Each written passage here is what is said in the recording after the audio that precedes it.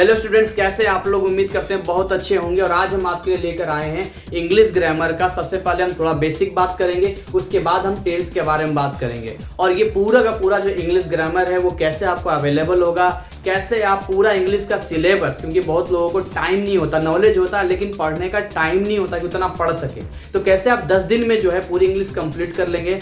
और up to 500 या 500 के आसपास में कैसा ये पूरा सिलेबस आपको अवेलेबल होगा, ये सारा इस वीडियो में हम आखिरी तक जानेंगे। तो वीडियो में आपको बने रहना है। चैनल को अभी तक सब्सक्राइब नहीं किया है तो जल्दी से सब्सक्राइब करके बेल आइकन क्लिक कर लो, क्योंकि बहुत सारे अपडेट और इन्फॉर्मेशन लेक्चर क्लासेस हम आपके लिए लेकर आने वाले हैं।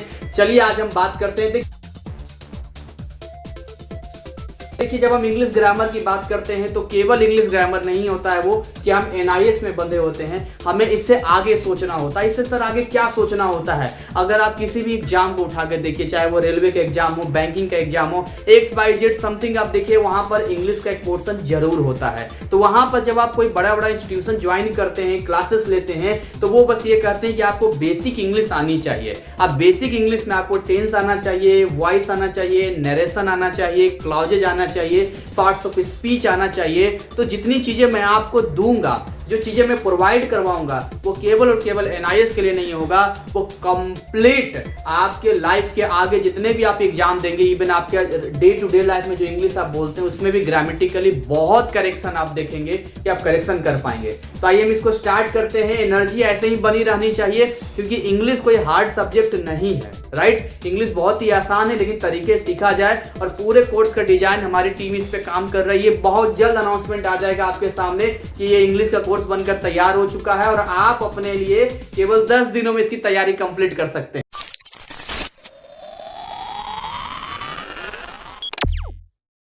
देखिए, जब हम इंग्लिश की बात करते हैं तो इसमें क्या होता है, जैसे मैं कोई भी सेंटेंस लिखता हूं, उस सेंटेंस में ना पार्ट्स ऑफ स्पीच की बात आती है। जैसे मैं आपको लिखता हूं, Ram is eating a mango. Ram is eating a mango, Ram आम खा रहा है, राइट। इसके अलावा और मैं आगे लिख दूं, विद मोहन, मोहन के साथ खा रहा है। कैसे खा रहा है जी? तो मोहन के साथ, मोहन के साथ खा रहा है। Ram is eating a mango with Mohan, but अब देखिए यहां पर, but Sohan is not there.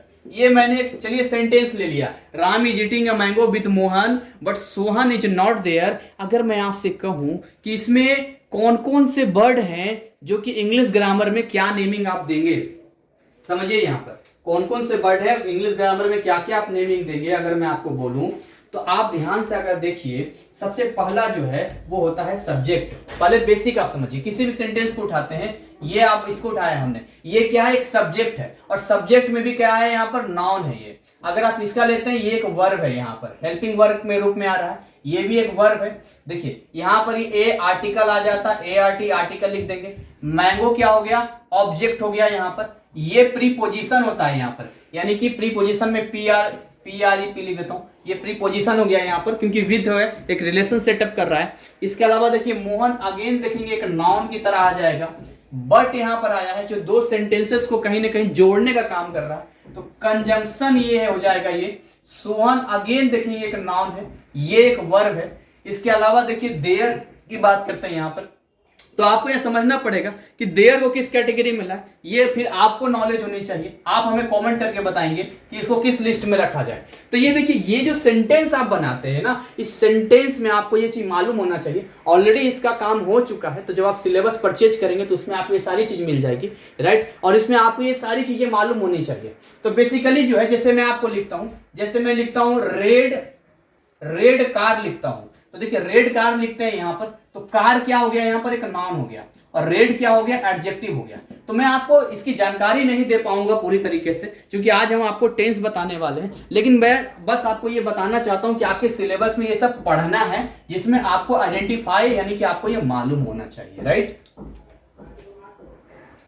कैसे हम पहचानते हैं? यहां पर ये रेड ना आइडेंटिफाई कर रहा है, इस नाउन की क्वालिटी को बता रहा है कि लाल कलर है। ये डिटेल में सब यहां पर आपको बताया जाएगा। इसके अलावा जो है कुछ और बेसिक चीजें मैं आपको बताता हूं यहां पे, इसको आप समझिएगा। इसका ऑलरेडी जो है काम हो चुका है, लेकिन वो पब्लिकली यूट्यूब पर नहीं आ पाएगा। यूट्यूब पर कुछ ही चीजें आ पाएगी जो आपके यूजफुल का हो, बाकी वो चला जाएगा, ठीक है। और ज्यादा कोई चार्ज वगैरह है नहीं इसमें, है नहीं, आराम से उतना मोबाइल रिचार्ज करते हैं। देखिए सबसे पहले समझते हैं यहाँ पर, जैसे कि आप यहाँ बात करते हैं, यहाँ मैं लिखता हूँ सिंगुलर, क्या लिखता हूँ यहाँ पर? सिंगुलर। अभी 2-4 मिनट आप, मुझे मालूम है आप लोगों को बहुत नॉलेज है, मैं जानता हूँ, तो अभी 1-2 मिनट और आप लोग रख लेंगे, उसके बाद मैं फिर टेंस पे आता हूँ। बेसिक कुछ बता दिया जाए यहाँ पर, क्योंकि मेरा टारगेट वो मतलब कमजोर से कमजोर विद्यार्थी है जिसको केवल एबीसीडी आता है, मैं उसके लिए डिजाइन कोर्स तैयार कर रहा हूं। ये तो एक ऐसे मैं आपको जानकारी दे रहा हूं यहां पर, ताकि बेसिक बेसिक जानकारी, अगर आप मेरा कोर्स नहीं भी लेते हैं तो भी आप इतना स्टैंड हो जाएं कि अगर आप मतलब कहते हैं कि सर हम नहीं 500 भी नहीं खर्च करना चाहते, तो भाई हम सबके लिए भला करना चाहते हैं,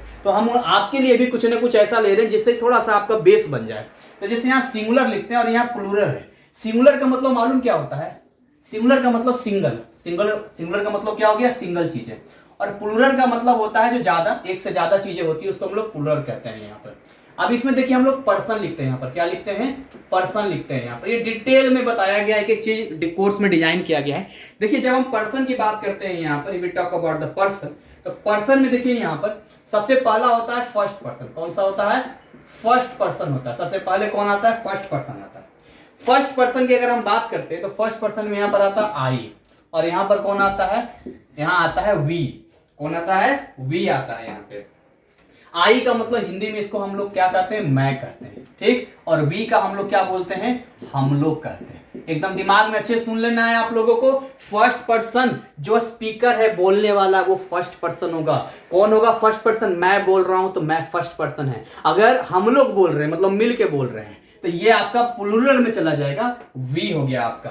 इसके अलावा जो है अगर आप आगे देखेंगे तो आपका अगला हो जाएगा सेकंड पर्सन। कौन हो जाएगा जी? सेकंड पर्सन हो जाएगा। Hello, second person. Second person में यू आ गया, यहां भी यू आ गया। यहां पर हम लिखेंगे तुम, यहां आप भी लिखेंगे तो चलेगा, और यहां लिखेंगे तुम लोग। हाँ जी, क्या लिखेंगे? तुम लोग या आप लोग लिखेंगे। मजा आएगा इंग्लिश पढ़ के जब पूरा पढ़ेंगे तो। मतलब जो सुनने वाला है, लिसनर है, जो सुन रहा है, हरी अब जल्दी फोकस यहां करेंगे आप। सुनने वाला जो सुन रहा है वो यू मतलब यू जो सुन रहा है, मैं आपको, आप सुन रहे हैं, मैं आपको बोल रहा हूं। And this is what? This is third person.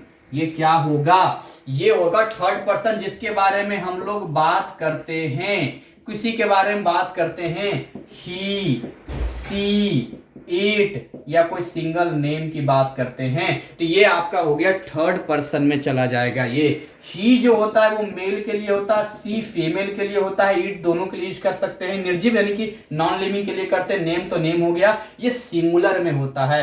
अगर आप प्लूरल में आएंगे, दे मतलब वे लोग, दे मतलब वे लोग हो जाएगा। ये आपका प्लूरल में चला गया। तो ये आपको अंडरस्टैंड करना पड़ेगा, समझना पड़ेगा, क्योंकि पूरा का पूरा फॉर्मेट हम इसके ऊपर चलने वाले। चलिए आगे हम लोग बात करते हैं। आज मैं आपको टेंस के बारे में बताने वाला हूं। सर टेंस तो मुझे आता है, मुझे मालूम है आप लोगों में से बहुतों को आता है, लेकिन आज जो मैं आपको टेंस बताऊंगा उसमें कुछ नया जरूर आपको सीखने को मिलेगा। और बहुत सारे स्टूडेंट हैं जिनका बहुत मतलब पुराना हो गया, बहुत पहले उन्होंने पढ़ा था, तो यहां हम लोग लिखते हैं टेंस। देखिए कहानी आपको हम सुनाते हैं टेंस के ऊपर। एक थे बाबू टेन सिंह, गांव में बड़ा रुतबा था उनको, बड़ा ही उनका मान सम्मान था, गजब के इंसान थे, बड़ी बड़ी मूछें थी एकदम से। बाबू टेन सिंह के 3 बेटे हुए। कितने बेटे हुए? हेलो, 3 बेटे हुए। बाबू प्रेजेंट टेन सिंह, पिता का नाम तो लास्ट में लगेगा, बाबू पास्ट टेन सिंह एंड बाबू फ्यूचर टेन सिंह। अब देखिए इन तीनों को आइडेंटिफाई करने का मतलब कैसे अलग अलग अपना पहचान था। जैसे कि जो बाबू प्रेजेंट टेंस सिंह थे वो हर लाइन के लास्ट में है जरूर लगाते थे। है, मैं पढ़ रहा हूं, मैं पढ़ता हूं, मैं पढ़ चुका हूं, समझ रहे हैं। और जो बाबू पास्ट टेंस सिंह थे वो लास्ट में था, थे, थी, ई, या जरूर लगा देते। मैं पढ़ता था, मैं पढ़ रहा था, मैंने पढ़ा, इस तरह के जरूर उनका लाइन होता था। और जो बाबू फ्यूचर टेंस सिंह थे वो सेंटेंस के लास्ट में गा, गे, गी जरूर लगाते थे। मैं जाऊंगा, मैं पढ़ूंगा, मैं करूंगा, मैं पढ़ रहा होऊंगा। तो इस तरह का इन तीनों सेंटेंसेस को सुनकर कोई बता सकता था ये देखो प्रेजेंट टेंसिंग आ रहा है, ये देखो पास्ट टेंसिंग आ रहा है और ये देखो फ्यूचर टेंसिंग आ रहा है।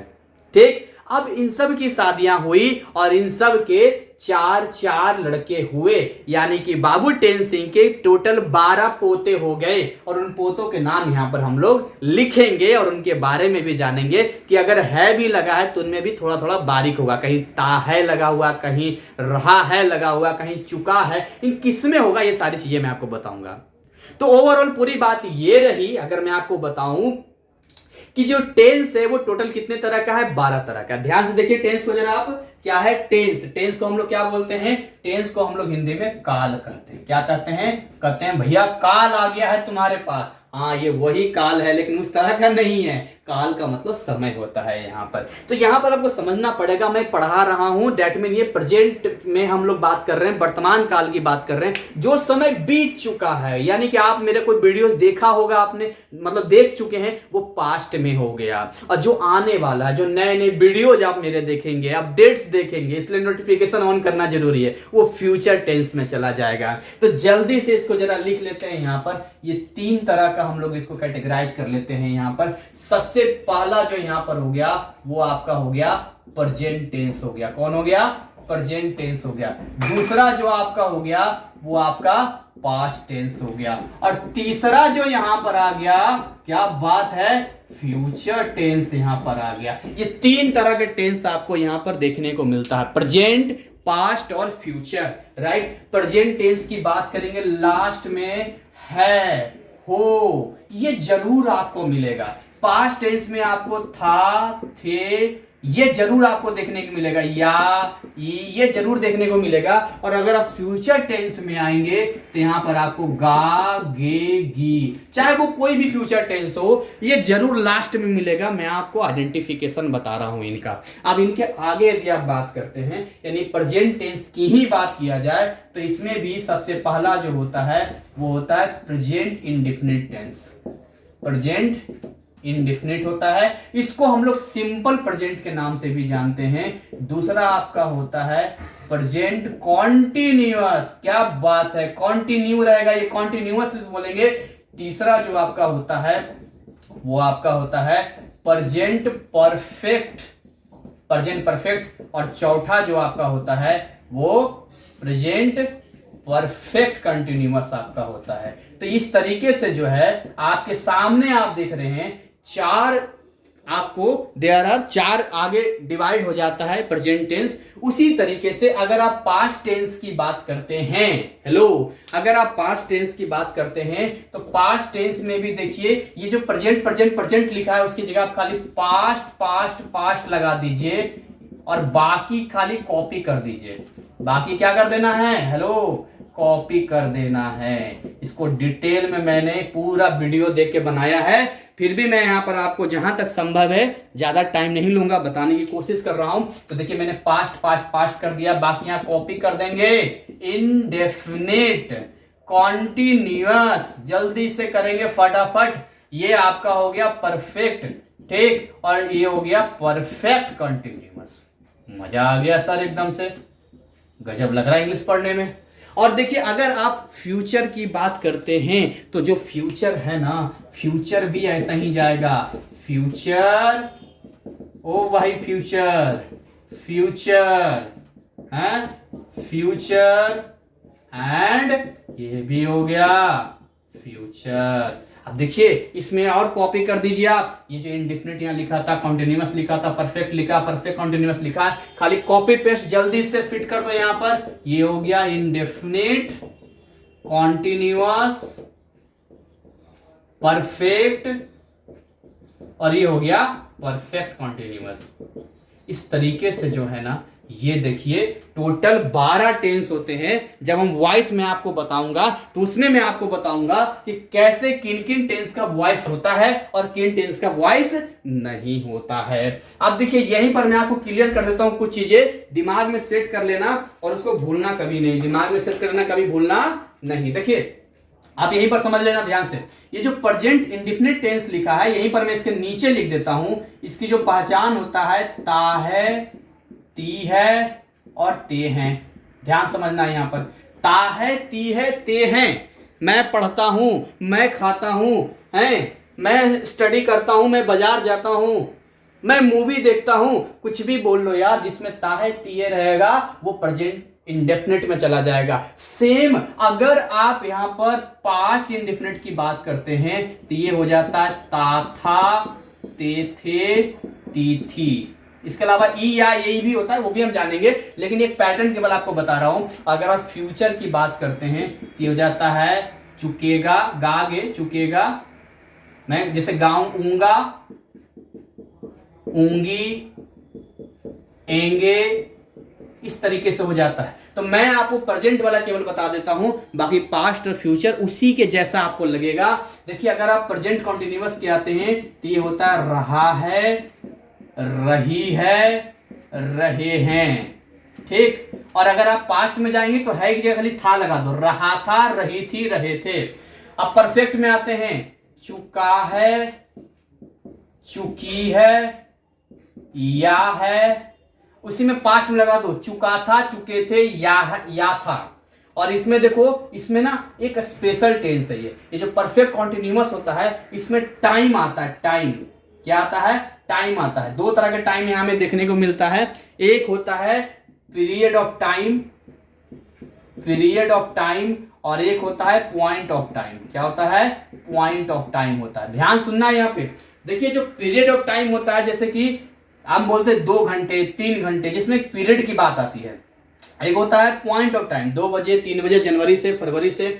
यहां पर हम लोग सीन्स लगाते हैं और यहां पर हम लोग 4 लगाते हैं। ये छोटी सी बात आपको ध्यान रखनी है कि अगर टाइम आएगा तो पीरियड ऑफ टाइम में हम लोग 4 का यूज करेंगे, और पॉइंट ऑफ टाइम में SINC, जरा ऊपर लिख देता हूं मैं इसको हम लोग सीन्स का इस्तेमाल करेंगे। अगर इतनी छोटी सी बात आपको ध्यान है तो आप बहुत अच्छा इसमें कर सकते हैं। चलिए मैं आपको प्रेजेंट के बारे में क्लियर कर दूंगा, बाकी पास्ट और फ्यूचर इसी के जैसा आपको लगेगा। तो इसको एक बार हम लोग क्या करते हैं, मिटा देते हैं, और उसके बाद जो है प्रेजेंट पे आते हैं। तो हम सबको मिटा दे रहे हैं हम लोग, ठीक। और जल्दी से फटाफट जो है हम लोग प्रेजेंट टेंस पे आ जाते हैं। बहुत मजा आने वाला है, रट लेना चाहिए। देखिए टेंस ना अगर आपको मुझवानी याद हो जाएगा ना तो आप पता है बिल्कुल बहुत अच्छा इंग्लिश बोल पाएंगे। जैसे प्रेजेंट इंडेफिनिट टेंस, जिस हिंदी भाग की क्रिया के अंत में ता हूं, ती हूं, ते हो, ताहे और तीहे लगा रहे, समझ लीजिए कि वो प्रेजेंट इंडेफिनिट टेंस का भाग है। प्रेजेंट कॉन्टिन्यूअस टेंस, जिस हिंदी भाग क्रिया के अंत में रहा है, रही है, रहे हो, रहा है, रही है लगा रहे, समझ लीजिए प्रेजेंट कॉन्टिन्यूअस टेंस का भाग है। प्रेजेंट परफेक्ट टेंस, जिस हिंदी भाग क्रिया के अंत में चुका हूं, चुकी हूं, चुके हो, चुका है, चुकी है, या है, ये है, ये लगा रहे, समझ लीजिए प्रेजेंट परफेक्ट टेंस का भाग है। और प्रेजेंट परफेक्ट कॉन्टिन्यूअस, जिस हिंदी भाग की क्रिया के अंत में ता रहा हूं, ता आ रहा हूं, ती रही हूं, ती आ रही हूं, ये सब लगा रहे, समझ लीजिए प्रेजेंट परफेक्ट कॉन्टिन्यूअस टेंस का भाग है। बस इतना सा ध्यान रखना है, present indefinite continuous, perfect, perfect continuous. और यहां पर मैं आपको बता रहा हूं एक एक करके इसका पैटर्न। देखिए अगर आप सबसे पहले बात करते हैं प्रेजेंट इंडेफिनिट टेंस की, किसकी बात करते हैं आप? प्रेजेंट इंडेफिनिट टेंस की बात करते हैं, राइट। तो अगर आप प्रेजेंट इंडेफिनिट टेंस की बात करते हैं यहां पे, तो इस टेंस में जो है आपको ये सबसे पहले समझना पड़ेगा कि 4 तरह के सेंटेंसेस हम लोग पढ़ते हैं। कितने तरह के? 4 तरह के। सबसे पहला जो होता है वो होता है अफर्मेटिव सेंटेंस। क्या होता है जी? अफर्मेटिव सेंटेंस होता है। मैं ज्यादा टाइम नहीं लूंगा, कोर्स जो डिजाइन किया गया उसमें डिटेल बताऊंगा, अभी मैं आपको केवल एक बेसिक तौर पे कम टाइम में बता रहा हूं। दूसरा जो आपका होता है वो होता है नेगेटिव सेंटेंस। अच्छा जी। और तीसरा जो आपका होता है वो होता है इंटरोगेटिव। ओ, नाम तो सुना सुना सा लग रहा है सर, पढ़ा भी होगा आपने, मैं आपको बता रहा हूं आप जरूर पढ़े होंगे। और चौथा होता है इंटरोगेटिव नेगेटिव। Interrogative negative. तो इस तरीके से जो है ये 4 बेसिक होते हैं, बाकी वर्ब वर्ड भी आता है, लेकिन ये 4 बेसिक होता है जो हर टेंस में आपको पढ़ना है।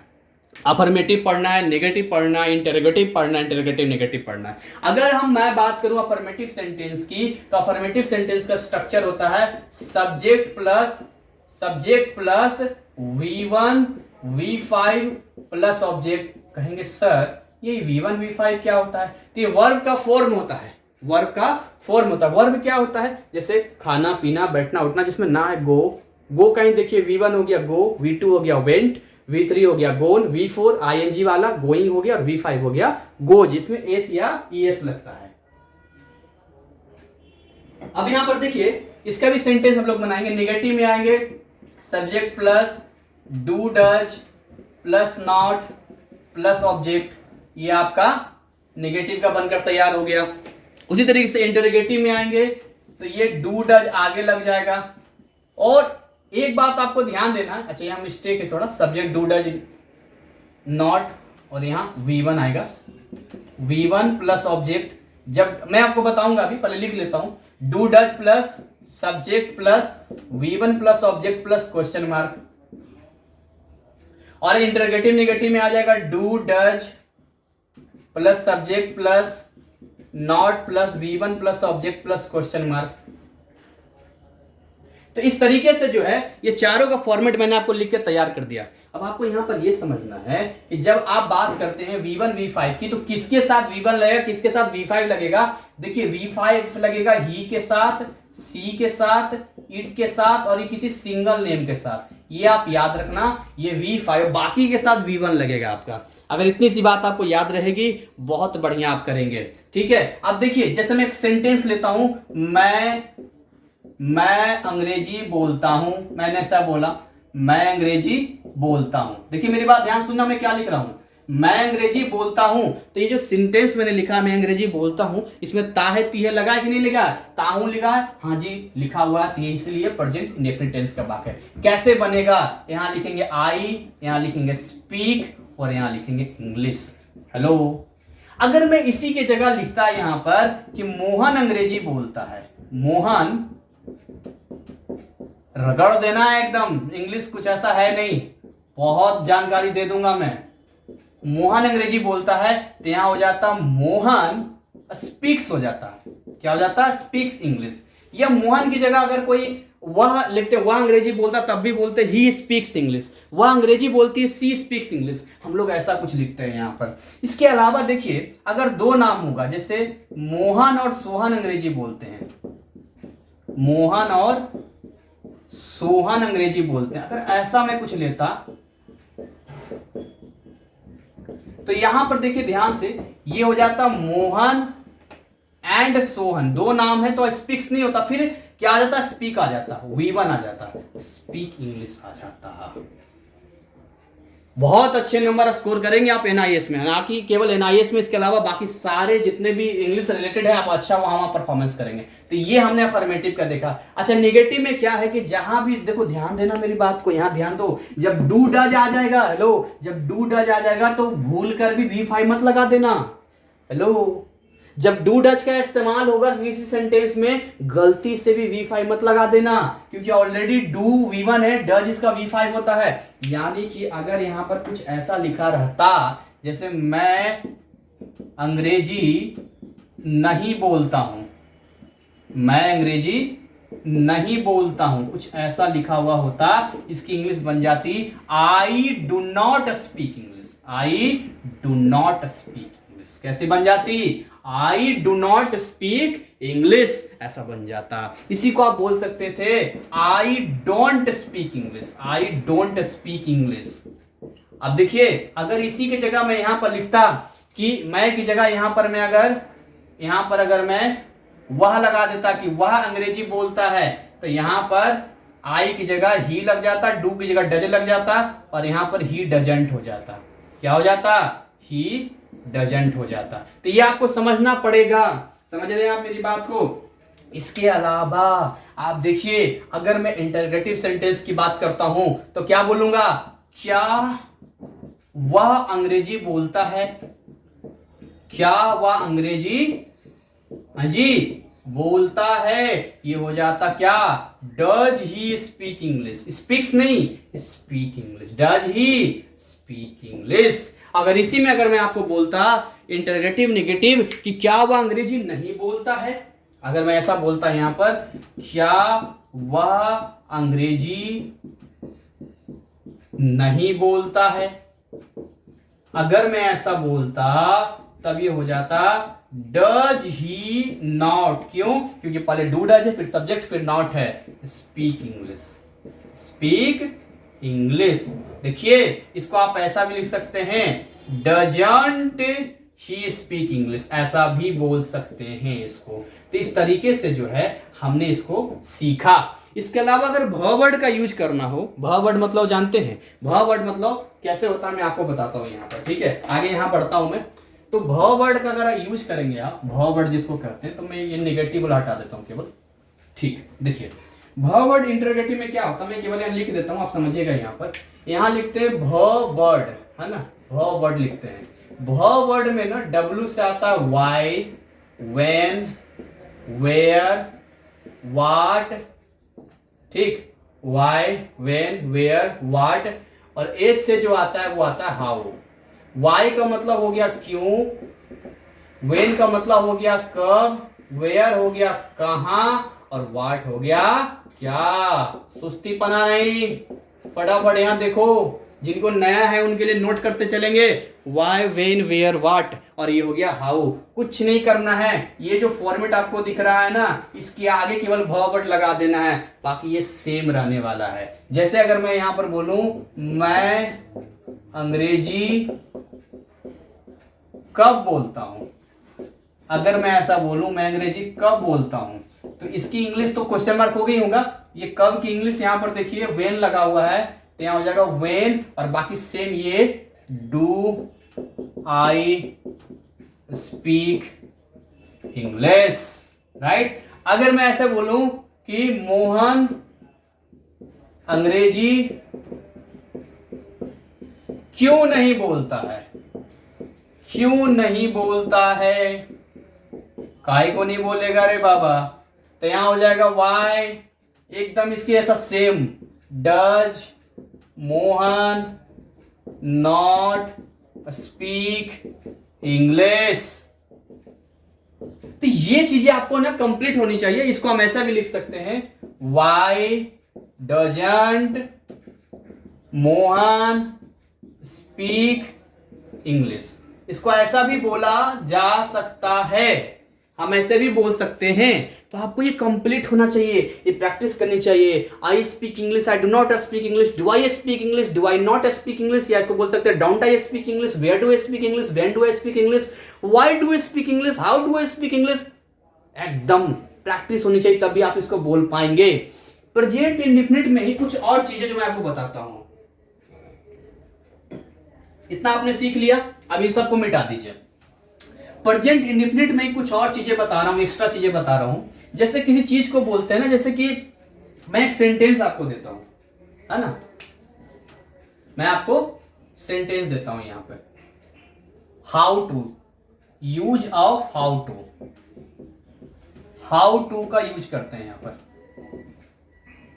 यूज ऑफ हाउ टू का यूज करते हैं। जैसे मैं आपको सेंटेंस देता हूं, मैं, आप ऐसे बोल सकते हैं, मैं तैरना जानता हूं, मैं तैरना जानता हूं। तो यहां पर जो आप सेंटेंस देख रहे हैं, मैं तैरना जानता हूं, इसका जो फॉर्मेट कैसा आप लिखेंगे, जानना का नो होता है। तो अगर आप लिखते हैं आई नो और यहां स्विम लिख देते हैं, तो ये गलत हो जाएगा। तो यहां पर हम इस्तेमाल करेंगे हाउ टू का, यानी जगह I know how to swim, I know how to swim, यानी हो गया subject plus know plus how to plus V1 plus object, बस ये आपका तैयार हो गया। अगर ये बोलेंगे मैं तैरना नहीं जानता हूं, तो आप सीधे बोलेंगे I do not know, I do not know how to swim. इसे बहुत सारे सेंटेंसेस बनाए जा सकते हैं। जैसे वैसे बोलते हैं मुझे अंग्रेजी बोलना आता है, या मैं अंग्रेजी बोलना जानता हूं, I know how to speak English. मैं कार चलाना जानता हूं, I know how to drive a car, समझ रहे हैं, I know how to operate this machine. तो ये भी इसका इस्तेमाल होता है जब यहां पर नो का इस्तेमाल किया जाता है। नो मतलब जानना होता है। मैं आपको शॉर्ट में बता रहा हूं, बाकी कोर्स में पूरा डिजाइन से, ये तो खाली नमूना बता रहा हूं। पता नहीं क्या क्या चीजें मैं इसमें दूंगा आपको, जो आपके सिलेबस से रिगार्डिंग ही रहेगा, लेकिन मजा आ जाएगा आपको पढ़ के। इसके अलावा जो है कुछ और चीजें बता रहे, यूज टू का एक अलग सेंटेंस मैं आपको देता हूं। जैसे आप बोलते हैं, जैसे बोलते हैं ना, अक्सर वो काम करता है, जैसे कि कोई रेगुलर काम करता है, जैसे वो क्रिकेट खेला करता है, मैं ऐसा बोलूं यहां पर, वह क्रिकेट खेला करता है, ठीक है। अब मैं बोलूंगा क्रिकेट खेलता था तो इसकी इंग्लिश आएगी ही प्लेज क्रिकेट, लेकिन ये वह क्रिकेट खेला करता है, तो देखिए इसकी इंग्लिश क्या हो जाएगी, इसकी इंग्लिश आएगी ही यूजेज टू प्ले क्रिकेट,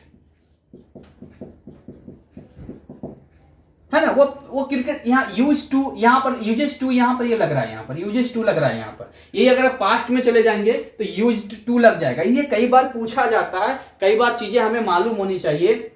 जैसे आई बोलते ना, I use to write this letter, या I use to go there, मैं वहां जाया करता हूं, मैं लिखा करता हूं, मैं पढ़ा करता हूं, मैं टीवी देखा करता हूं। जब इस तरह के सेंटेंस आते हैं तो ये चीजें आ जाती है, तो ये चीजें आपको समझनी पड़ेगी। इसके अलावा और भी सारे टेंसेस के पार्ट हैं। I think 30 minutes already over हो गया है, तो यहां पर जो है मुझे यहाँ मजबूरी है, मुझे वाइंड अप करना पड़ेगा। बाकी आप लोग कैसा लगा, कैसी आपको एनर्जी आपको महसूस हो रही है अपने आप के अंदर, क्या कुछ लग रहा है कि इंग्लिश में धमाल मचाया जा सकता है, केवल एनआईएस के नहीं देखना है। बाकी लोग क्या कोर्स डिजाइन करते हैं मुझे नहीं पता, पर मुझे अपने आप पे विश्वास है कि मेरा जो कोर्स का डिजाइन है वो केवल और केवल एक तरह से ग्रामर तो एक्स्ट्रा फ्री बता रहा हूं मैं, क्योंकि उसके अंदर थ्योरी सेक्शन है, उसके क्वेश्चन आंसर है, इसके अलावा और भी ग्रामर का हिस्सा है, नरेशन है, वॉइस है, टेंस है, क्लॉजेज है, बहुत सारी चीजें हैं। तो 500 रुपया में तो कुछ ऐसा है नहीं, लेकिन अभी जो है अनाउंसमेंट जल्दी हो जाएगा, बहुत मेहनत लगता है इस पे। ऐसे नहीं कुछ भी हम बना देते हैं,